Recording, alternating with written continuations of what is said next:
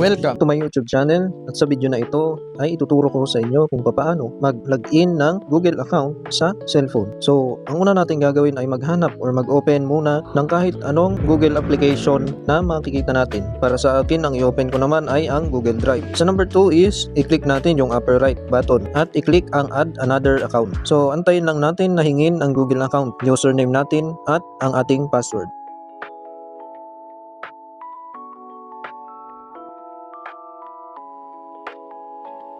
So kapag na-enter na natin ang Google account, username and password, ay hihingi ang Google kung anong type ng two-step verification ang pwede nating gawin. Pwedeng through phone number na bibigay sa iyo or ite-text sa iyo ang OTP at yun ang i-input mo once na mag-login ka sa ibang cellphone or devices. Or ang isa is through tapping yes. So kapag susubukan mong mag-login ulit sa ibang cellphone is tatanungin kung ikaw ba yung naglalogin sa device na yon at itatap mong yes kung ikaw, no kung hindi ikaw.